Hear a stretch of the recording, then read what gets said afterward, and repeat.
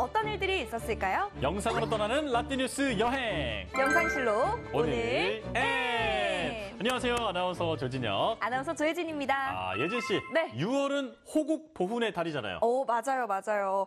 6월에는 한국전쟁도 있었고 또 역사적으로 우리나라에 크고 작은 아픈 일들이 많았잖아요. 그래서 더욱 여러 가지 의미로 가슴이 좀 뜨거워지는 달인 것 같아요. 맞아요. 자, 그러면 오늘의 과거에는 또 과연 어떤 소식들이 있었는지 너무너무 궁금해요. 궁금해요? 네, 너무너무 궁금해요. 그래요? 네. 그럼 과거 속 오늘에는 어떤 일들이 있었는지 함께 보시죠.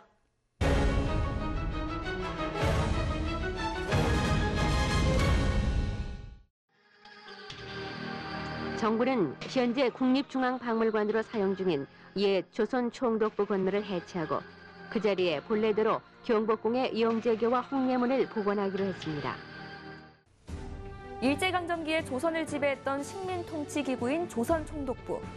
1993년 6월 8일 김영삼 정부 출범 후 펼쳐진 역사 바로 세우기 운동의 하나로 구총독부 건물의 해체가 결정됐습니다. 조선 총독부 청사가 1910년에 대한제국과 일제가 병합하면서 생겼잖아요. 그리고 이후인 일제강점기를 거쳐서 1945년까지 운영된 걸로 알고 있는데요. 네, 우리 민족의 아픔이 고스란히 있는 곳이기도 하죠. 본격적인 해체가 결정되기 전에 1950년 6.25 전쟁이 끝나고 이승만 전 대통령이 철거 지시를 내리기도 했었는데 그대로 방치가 됐었다고 하네요. 아, 그렇군요. 철거 지시가 있기는 했었군요. 네.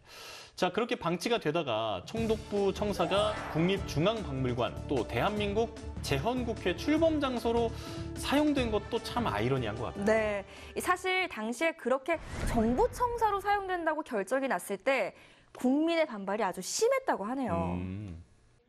3.1절에 때맞춰 국립중앙박물관 앞 광장에서는 이 시간 현재 옛 조선 총독부 건물 철거를 공식 선포하는 문화축제가 펼쳐지고 있습니다. 천지신께 총독부 건물 철거를 알리는 전통의식, 고유제를 비롯한 기념행사를 잠시 보시겠습니다. 1995년 3월 1일 오전 10시.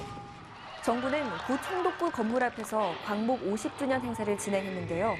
이때 김영삼 전 대통령의 지시에 따라 옛 총독부 건물을 헐겠다고 선포했습니다. 구조선 총독부 건물의 철거를 선포하는 축제를 거행하게 되었음을 하늘과 땅에 고하나이다.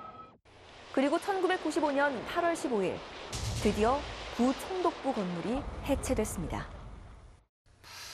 일제 잔재를 청산하는 장면이었기 때문에 당시 우리 국민들이 많이 환영을 했겠는데요. 네, 많이 좋아했죠.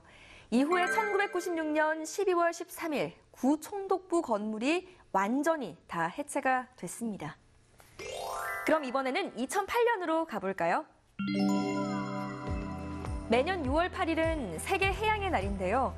세계해양의 날은 1992년 리우데자네이루에서 열린 지구 정상회담에서 캐나다 정부의 제안으로 시작됐습니다.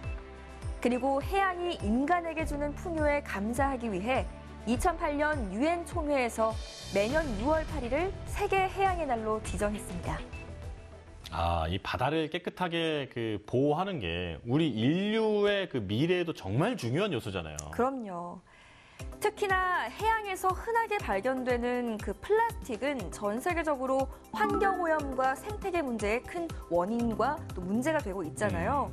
지난 2008년 플라스틱과 쓰레기를 먹고 죽은 고래 그리고 해양 생물들 사건이 그 결과로 보여지기도 하고요. 네, 저도 보도를 본 적이 있는데 고래 뱃속에서 이렇게 수십 킬로그램의 쓰레기가 나오는 그 장면들 충격적이었어요. 맞아요. 안타깝죠. 그런 거 보면.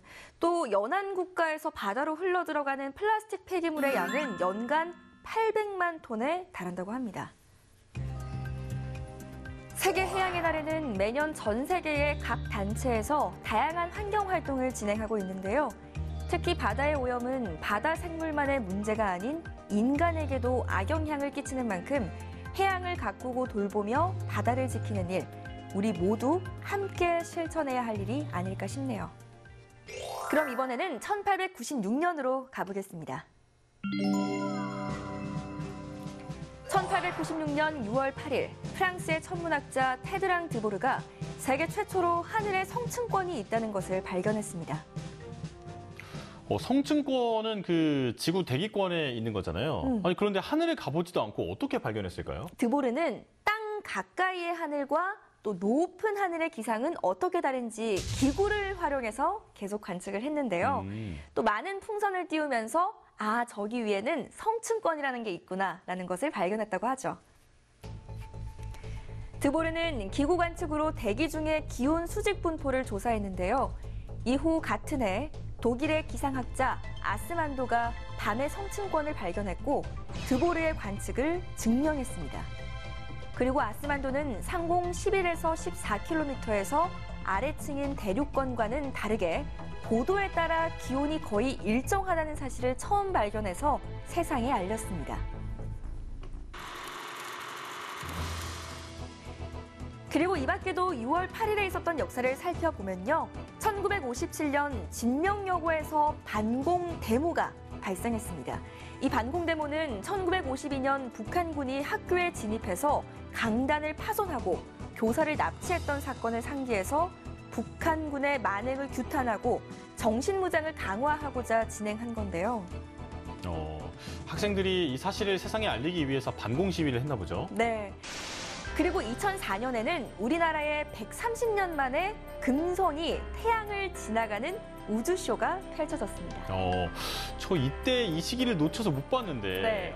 이 우주쇼는 어떤 원리로 발생을 한 거죠? 금성의 미니 일식은 태양과 금성, 지구가 일직선이 될 때 발생하게 되는데요. 금성은 584일마다 태양과 지구 사이에 위치하지만 실제로 이 미니 일식은 약 243년 만에 4번 정도 일어나는 아주 희귀한 현상이었어요. 저희는 이제 못 본다고 보면 되는 거죠. 저는 오래 살아서 볼 거예요. 네, 243년 사시게요. 아니 243년에 4번이라니까. 4번이니까 네. 그래도 가능할까요? 몇십 년은 기다려야겠죠. 네. 자, 오늘도 이렇게 힘차게 달려봤는데요. 영상실록으로 만나본 오늘의 과거. 그럼 다음 시간 더 알찬 이야기로 만나요.